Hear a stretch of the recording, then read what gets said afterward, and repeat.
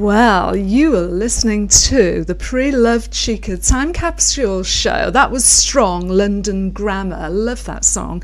So welcome everyone. Welcome to this week's episode.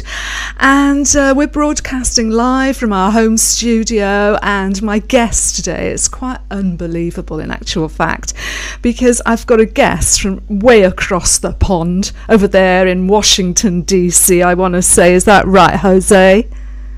That's right. Thank you so much for having me. It's a pleasure being here with you. Oh, it's amazing. So my guest is Jose Ramirez, and I asked him, how would you want to be introduced, And he said this, please. The second placed winner at the Blues Foundation International Blues Challenge 2020. So that must have been way before the lockdown. I know. It's just bad timing, I guess, but right before this coronavirus hit, we had the pleasure to compete at the IBC, at the International Blues Challenge in Memphis. And as soon as we won second place, the coronavirus started. Oh dear. But you've still got the music in your heart, and I'm going to talk to you about how this all unfolded for you. And we've got some music that you're going to share with us, music going into your time capsule. But Jose, tell me where you are right now, this very live minute. Well, I'm in Washington, D.C. I've been living in Washington, D.C. for almost a year and a half now. And I'm going to be moving down to Florida at the end of next week. So I can't show you, and I wouldn't show you, but my house is a mess right now. It's we're in the process of packing. Yes. So it's crazy right now. Oh my gosh. So going down to Florida, and is that where you originally kind of started your musical journey?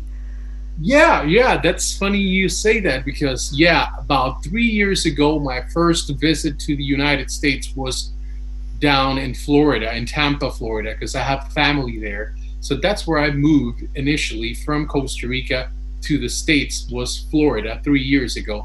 Then I went back to my country for almost 2 years again, and then I've been here in DC for a little over a year now.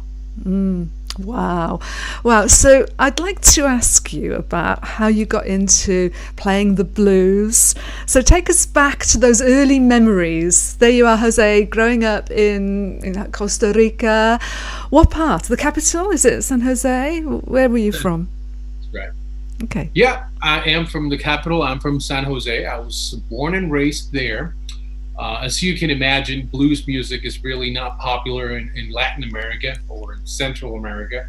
So I grew up listening to a lot of other types of music, but I have to thank my parents, because they used to be great, like American oldies aficionados. And I remember being 6 or 7 years old in the back of the car listening to Ray Charles, or the Four Tops, or the Temptations, or Gladys Knight, or Patti LaBelle. So I grew up listening to all that great American music, soul music, rhythm and blues.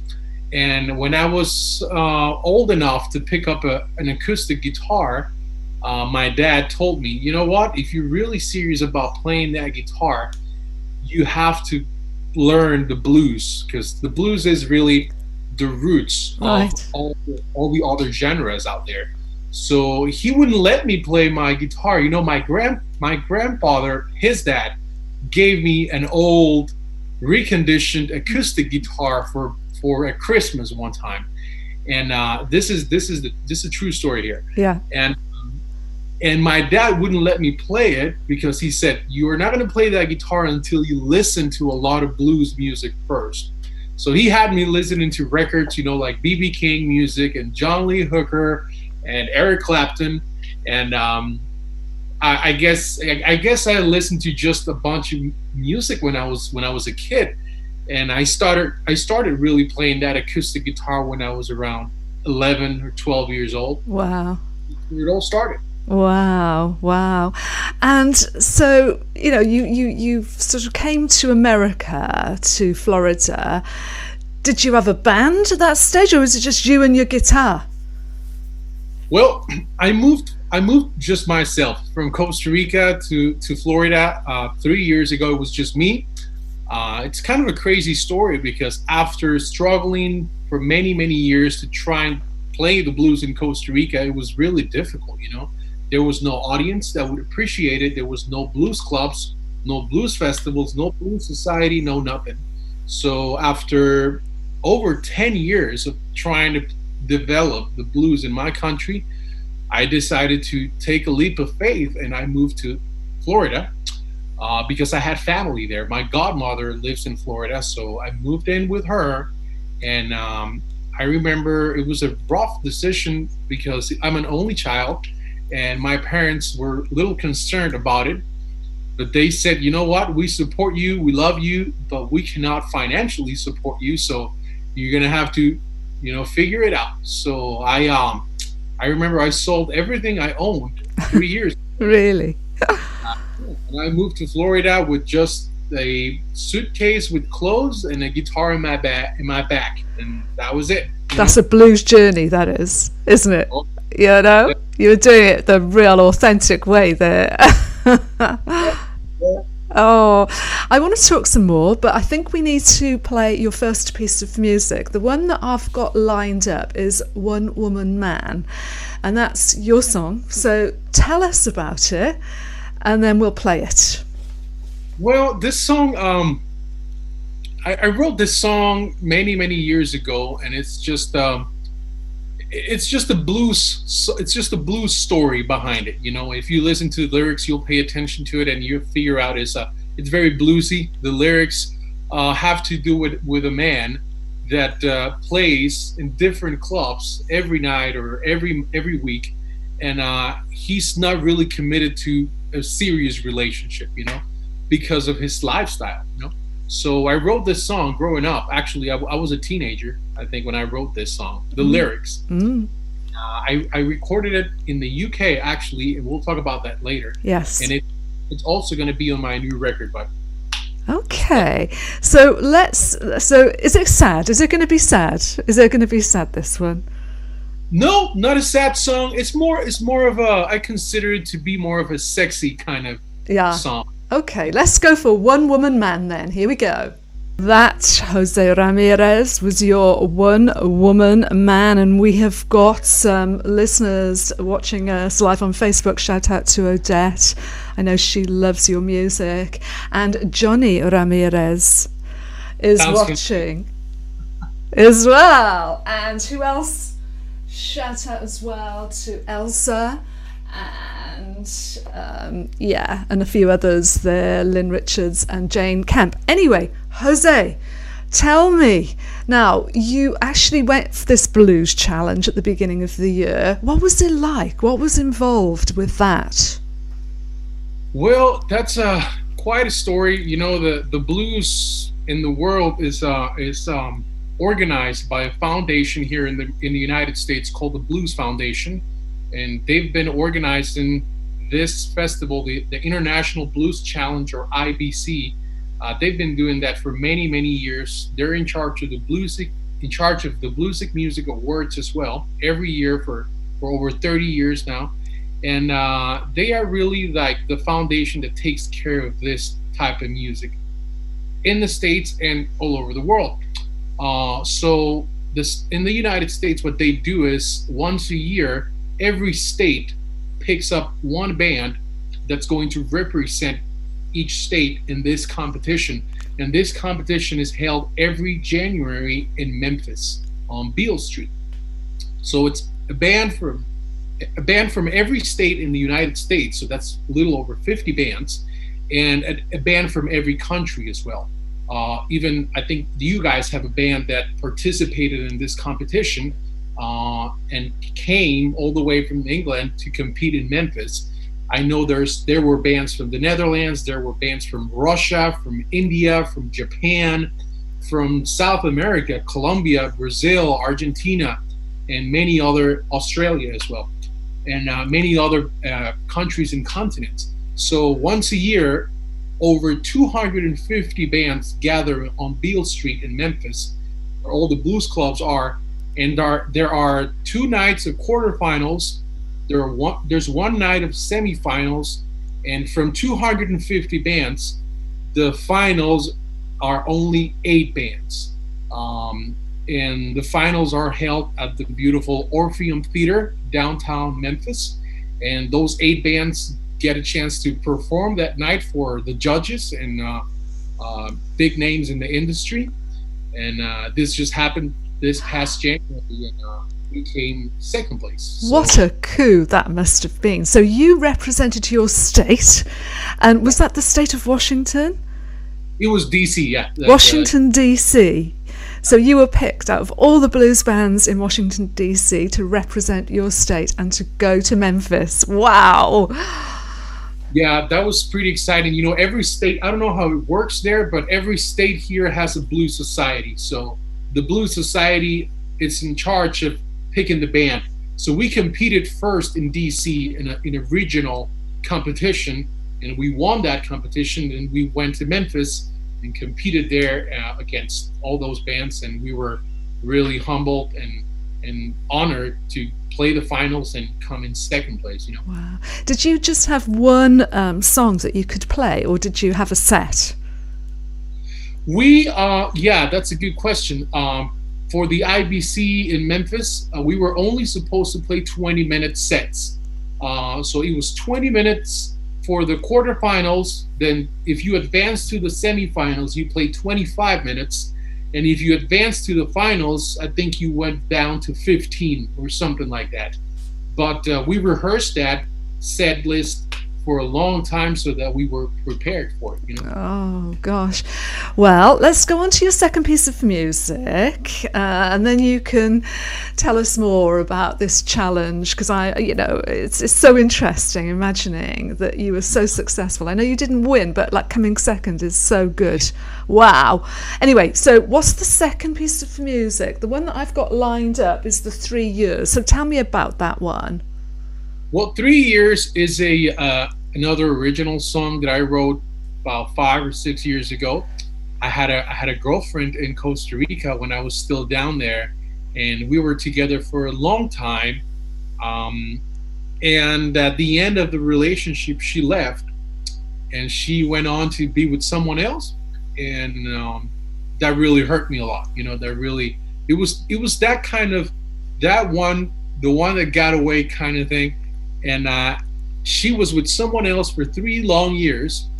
And for 3 years, I waited for her to come back, you know.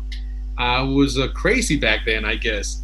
And she did come back after 3 years because the person she was with dumped her. So she wanted to come back with me after 3 years. So I wrote this song for her. Oh, that's more like a blues story. That is. Here we go then. Okay, that was 3 years, Jose Ramirez. So wonderful stuff. Now I want to give a shout out to a couple of other people that I noticed were watching. Oh, the names have disappeared now, but Rosaria, and there was someone else, I can't see it. But anyway, let's get back to talking more about the blues. So how I first met you is that you actually came and did a European tour, including the UK and including Spain and Holland, I believe, and you played just up the road at the Duke of York. It was a wonderful set. That was part of that European tour. Tell us about that. I'm not listening to you. I don't know if I can't hear you. Oh, okay. Hold on 1 minute. Hold on 1 minute. It looks like that sound has gone. Hold on 1 minute. Can you hear me okay now?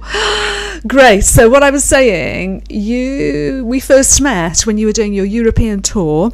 You were touring the UK and Spain and Holland, and you played locally at the Duke of York, which sadly has closed down because of the lockdown, as every other pub in Britain is right now. But those were interesting times for you, that European tour. Tell us about that. Yeah, that was my second European tour when I played at the Duke of York. It was my first time playing in the UK as well. That was last year, January and February of last year, 2019. My good friend and harmonica player, you've been listening to him on this record, on this song you're playing, Giles King. He invited me to come to the UK, and he put this amazing band for me together. And I sent him my music ahead of time. I got there, and we just had one rehearsal, and the guys were great. They learned all of my songs, and we played like 6 or 7 shows in the UK, and it was great. It was Giles King on the harmonica, Mark Barrett from the Hoax on the drums, and Rob Tank Barry on the bass. It was a great band. It was a great adventure. And when I was there, they decided it was a good idea to record those 3 songs that you're playing today. So that's why that EP came out as the UK session. Right, and that is on Spotify. So we will be sharing links for anyone that is watching on Facebook Live that can't hear the music, because that's just the way it's set up. So going back then to the Memphis, the Blues Challenge. So who are your band members then? Who did you bring around you? Did you have a harmonica player, or you played the harmonica, don't you? No, I don't play the harmonica, not yet. Yeah. But I brought my band from DC. You know, I came to DC a little over a year ago, I was saying before, and I established my band here. So my band in DC is a bass player, drummer, and keyboard player. So Charles Retz Atkins on the bass, Rod Groves on the drums, and Bronson Hoover on the keyboards. With them, I toured all over the place here in the United States. We played at Buddy Guy's Legends in Chicago, and we played the House of Blues, and we played almost 24 shows last year all over the country. And after that, we decided we were going to compete in this International Blues Challenge. So that's the band I took there with me. Wow.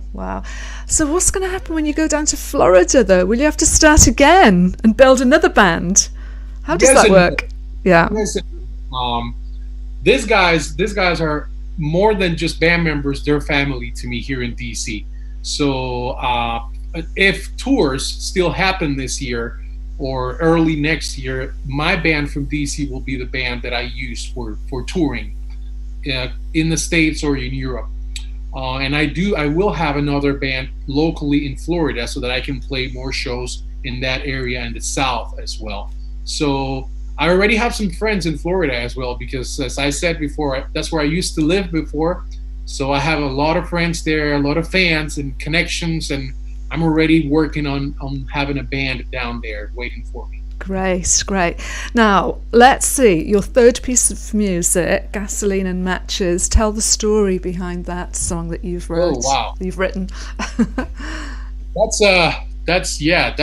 That song I wrote when I was living in Florida, actually. I started a crazy, dangerous and toxic relationship with somebody down there. And this song talks about that. It talks about a relationship that was very intense for the good part of it and also for the bad part of it. So, Gasoline and Matches, it's just a very explosive relationship, but it's very toxic. And if you get too close to the fire, you will get burned. Ooh. Oh, well, Gasoline and Matches, it's a bit explosive, that, isn't it? Yeah. Thank you, Jose Ramirez, for sharing that, your third piece of music going in the time capsule. I want to give a shout out to Poppy, who is enjoying our show together. She's sitting in her garden, enjoying it. So there we are. So let's talk about this future album that's going to be released. Yes. Well, my upcoming album is going to be released May 29th, and it's going to be on all digital platforms. It's going to be available on CD and also on vinyl. So we're working on that right now. We're finishing the last details for the release. I'm very excited. This is my debut full album. It's going to be mostly original material, and I recorded it this past December down in Austin, Texas, with the great Texas blues guitar player Anson Thunderberg. He was the producer for the album, and he put together just an all-star band to record all my original songs. We had, if we play one more song, you'll hear him there. We have Jim Pugh on the keyboards. Jim Pugh played many years with the Robert Cray Band, with B.B. King, with Eric Clapton, and with Etta James. So I had the pleasure to have Jim Pugh play all of my songs in my record, all the keyboards. We had Wes Starr on the drums, Nate Rowe on the bass, and we had the famous Texas horns on the brass section as well. And I'm very happy to announce that Anson Thunderberg actually plays the guitar as a special guest on 2 of my songs as well. So it's really a dream come true. It's a great album. I'm very excited about it, and I think it's the right time to release it, because since we're not playing live because of the coronavirus, it's the one thing that's going to make me feel close to the audience. Yes. When the album comes out. So May 29th. Oh, well, we'll have to make sure we put that in front of Jane Dawson, who's another ICR presenter. She specialises in the Blues Train Express. So we'll make sure she'll give that a little play too. So what a wonderful experience being there down in Austin, Texas, performing with so many great people. What was Austin, Texas like? You've been all over the States, haven't you? What was it? Was it hot? I bet it was hot. Yeah, it's been a wild ride. It's Austin. I loved Austin. I'd never been in Austin before. I had been in Dallas when I was younger for vacations, but I'd never been in Austin. And to be honest with you, I didn't get the chance to see a lot because we were in the studio for 10 hours every day. So by the time we were out of there, it was nighttime, ready to go to bed and wake up early in the morning. So you're used to this lockdown. You've lived your life like that. I guess I was training for it. Yeah. Yeah, no. I mean, I've heard that Austin is very, very trendy. It's on my list of places to go to in the States. And food, it's based on a lot of Mexican food, really, but best tacos I've ever had in Austin. Whoa. Well, I think then what we need to do is play your, we've got special privilege here. This hasn't even been released. Nope. And you are letting us play this song from your new album. So while I line it up, just tell us what it is, the name of it, and we'll play it. Well, this is, I don't even remember which song. Goodbye Letter. Goodbye Letter you sent me. Goodbye Letter. That's right. Goodbye Letter from my new upcoming album, debut album, Here I Come. I hope you enjoy it. Yeah.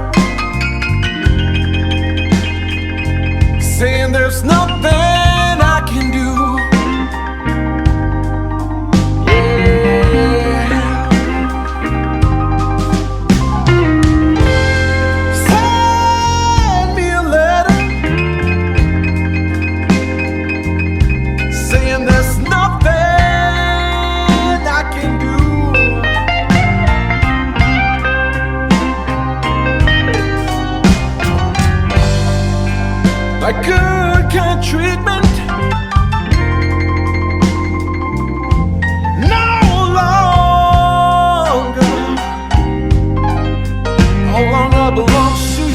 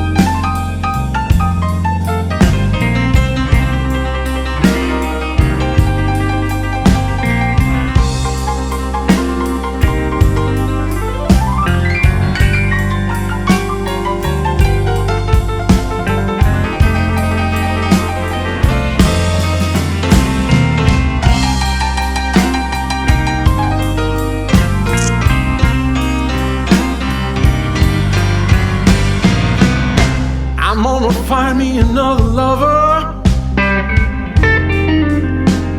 someone who'll treat me nice and good.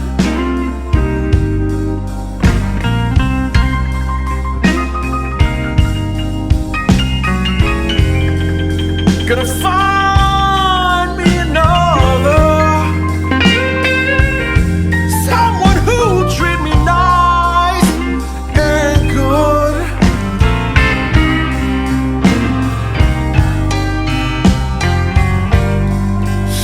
Gonna love me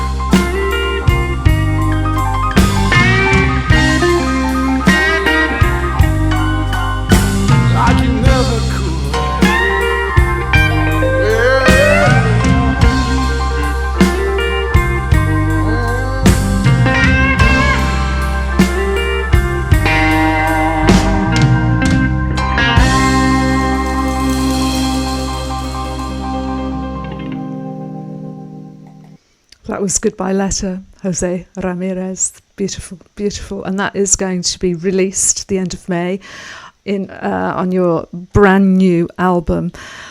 Wow, you have got an amazing voice. You've got an amazing way of playing blues guitar. I want to give a big shout out now to Jenny Upson and Adrian Day. Do you remember you were staying with them when you were in Ipswich? That's so nice. Are they watching? Yeah, Jenny's there. And also another lady, Carrie. I don't know, I think she must be in the States, so she's watching too. So how wonderful. Now listen, for people who want to hear more of your stuff, find out more about what you're up to, share links, tell us where they can find you. Sure. Well, right now they cannot find me anywhere out in the street, but they can find me on my website and my social media. People can go to joseramirezblues.com. All the information for the new album is there. And I am doing, every now and then, I'm doing live streams on Facebook. So you can find me on Facebook, Jose Ramirez or Jose Ramirez Band. And also on Instagram, Jose Ramirez Blues. And make sure you get the album. May 29th is the release, and you can pre-order on May 15th. Oh, brilliant. I'm going to get my copy for sure. So thank you so much for getting up early. It's so early over there. It's about 8 o'clock, isn't it? You got up, you joined the Preloved Chica Time Capsule show, and I am so delighted to have you as a guest. And touching wood, the technology seemed to work okay, didn't it? Amazing. Thank you so much for having me. It's really been my pleasure, and I hope you stay safe. You too, Jose. Till next time.